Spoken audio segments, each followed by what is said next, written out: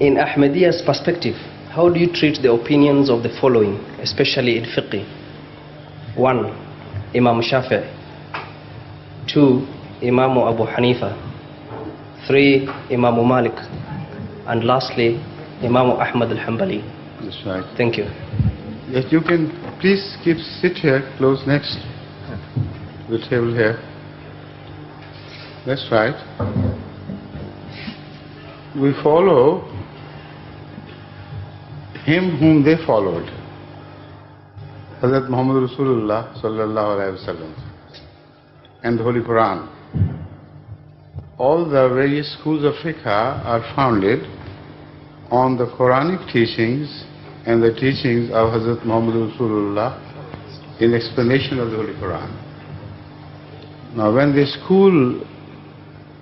schools came into being, at that time the traditions were not compiled as we have found them compiled in different books with all the investigations attendant upon the subject of collection of hadiths.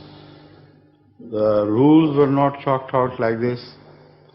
So whatever they decided upon the specific ahadith which reached them.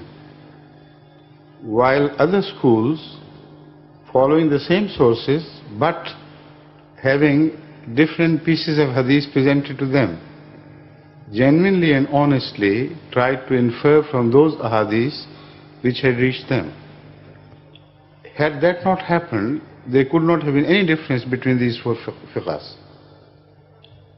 Imam of fiqh in himself has no authority.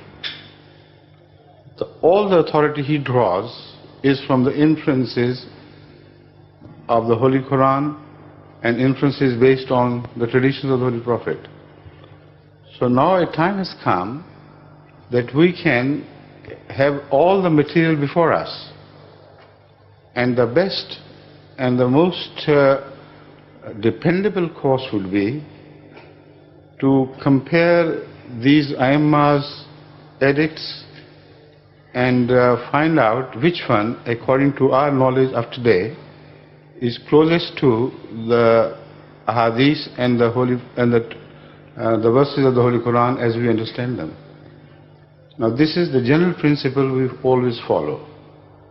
But it so happened that according to our study, generally Imam Abu Hanifa's fatwa were very largely accepted by the Ummah, and unless we find reasons to disagree with him, we would generally follow the Fiqh Hanafiya.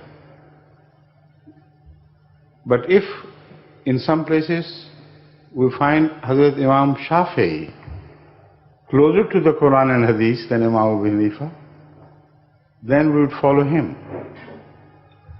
If Hazrat Imam Malik is found to be closest, then we would follow him. Personally, I believe that Hazrat Imam Malik was not only nearest to Hazrat Muhammad Rasulullah in time, but also he was the first collector of ahadith. Muwatta Imam Malik, although it is not counted among the books of ahadith, that is traditions of the Holy Prophet, but it is one of the most authentic books on hadith which was ever written. All its ahadith are also included in Bukhari. So none of them can be objected against by any school of thought. And also he was blessed by a very special faculty of Allah, blessed by Allah, of the very special faculty of jurisprudence. So on the whole, I think Hazrat Imam Malik should also be bracketed with Hazrat Imam Abu Hanifa. But the problems arose later on when, in the name of Maliki Fiqh, scholars of the later ages went on adding quite a few things here and there, creating distances between the fiqh of Hazrat Imam Malik and the fiqh of Abu Hanifa and others as well. So all this is a complicated issue, and it needs to be thoroughly examined. Otherwise, if we do not try to find compromise between these great sources of jurisprudence on the basis of re-examining their sources and attempting to draw new inferences, then this confusion would continue forever, dividing the Ummah. So Hazrat Masih Maud Islam, the founder of the Ahmadiyya community, gave us this clear instruction. The Quran is the unchangeable, the authority from God. The unchangeable in the sense that no man has been permitted to interpolate. So it is the most authentic book on these two counts. Number one, all the source of the Sharia is contained in the Holy Quran. Number two, man has not been permitted by God to interfere. So if there is one thing on which we can depend with 100%